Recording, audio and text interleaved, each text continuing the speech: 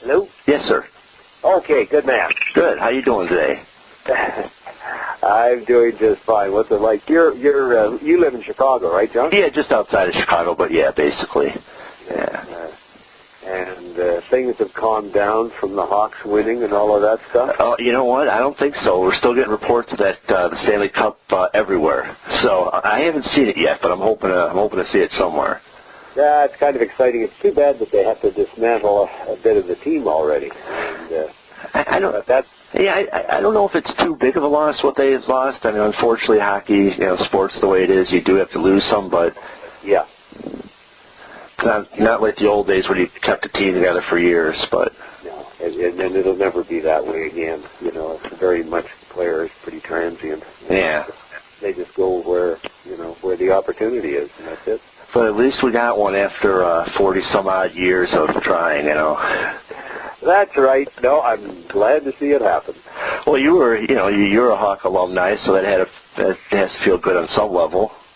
Oh yeah, actually on a lot of levels, because I always liked the organization, but I was always disappointed that they just never seemed to put enough into it. I mean, you've got to put a lot out in team sports now in order, you've got to do your homework and your scouting and all of this stuff, and I never felt that Chicago was quite as committed as they needed to be. And in the last 2 or 3 years or 4 years, they turned it around, so it's kind of neat.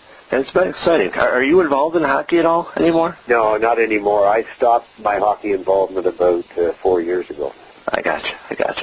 Well, I just had a couple of questions. I don't want to take up too much of your time. I really appreciate the time you've already given me.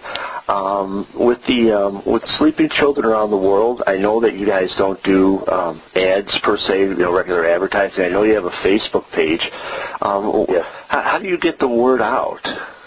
Well, it's strictly a personal spread the word by talking to people kind of a thing, and we have sort of a marketing group committee, and they laugh because their budget is zero.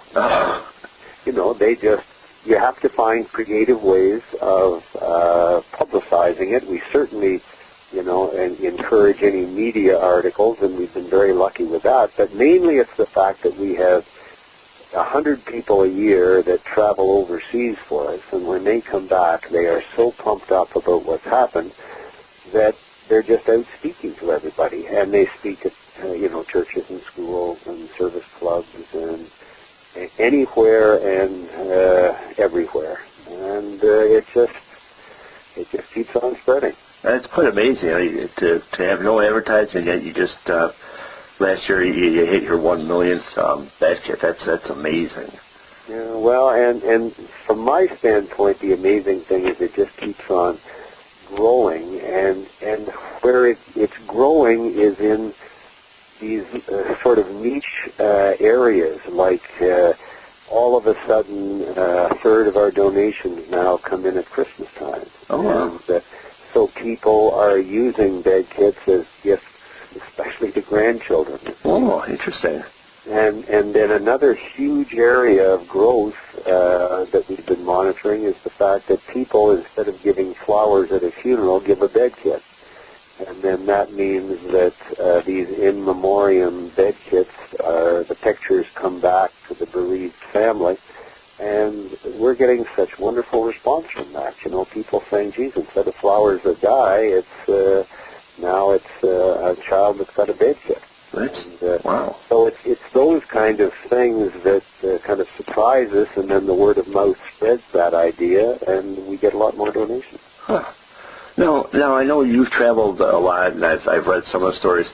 Was there any like really pleasant story, any like surprising story from from your travels? Anything that you thought was just completely different than what you thought it'd be?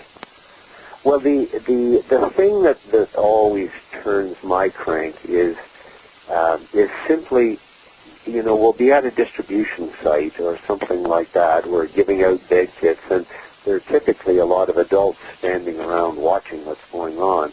And a number of times people have come up to me afterwards and sort of shake my hand and say, I got a bed kit 15 years ago in this little village over here, and I still have the you know, this kind of stuff.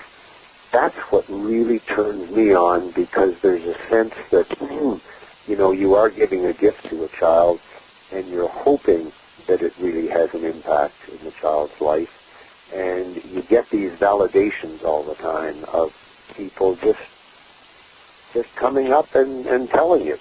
And when we gave out our millionth bed kit, and we went back to the site where the first 50 bed kits had been given out at an orphanage in Pune, India, they had arranged a whole bunch of kids that they had tracked down that had received bed kits years ago, and they all came back. Oh, that had to be great. You know, these were people that were given bed kits when they were maybe 8 years old, and I mean, some of them were in their mid-40s. Wow. And they still remembered the bed kits. And so, to me, that's sort of, you know, the exciting part of it. The interesting part from my standpoint is that, you know, I've been to all of these countries. I don't think I've seen a museum or an art gallery or the tallest building downtown in any of those countries. We spend our time with people, and it's really neat, the experiences you have. You know, sitting down in a village, hell gone out in the countryside, and they're serving you a lunch on banana leaves and this sort of stuff, and you just don't forget those things. Wow, that's got to be incredible to have, like you said, the kids coming back after all those years. That's got to be incredible. Yeah, it is. It's validating, and it's motivating to say, okay, you know, when I get back home, I'm going to talk it up even more, because I know it's making a difference.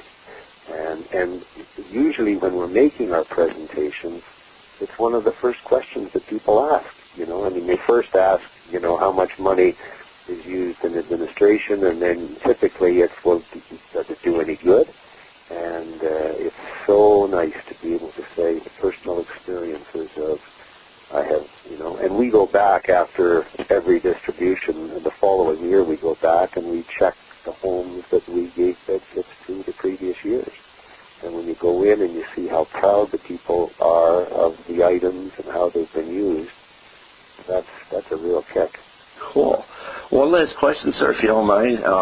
Do you ever? I know you gave up Wayne Gretzky's first goal. Have you ever talked to him about that at all? Oh yeah. Every time I see him, I tell him I kept him in the league. I don't see Wayne that often, but he was my teammate for that year in Edmonton after he scored on me. He was traded from Indianapolis to the Oilers, and so we were teammates for a year. And I've seen him at times, and that usually comes up in the conversation. That's funny. Well, that's about all I had, sir. You answered all my questions before and now, and I really, really appreciate your time, and I want to say that I did follow your career as a kid, and this has been a big thrill to talk to you. Well, listen, I really the shoe's on the other foot, because you can appreciate that the awareness that we can get from what you're doing is so helpful to us. And it's just the way, if one person hears it and talks about it to somebody else, that's exactly what we're after. Well, we will put it out there, and I will be certain to let you know when it does run, probably 2 or 3 weeks, but I will let you know for sure. And that would be great, John. Oh, absolutely. And again, I do appreciate your time, Mr. Dryden. Thank you very much. Not a problem. Anytime at all. Okay, take care. Have a good day. Okay, John. All right, bye-bye. Bye-bye.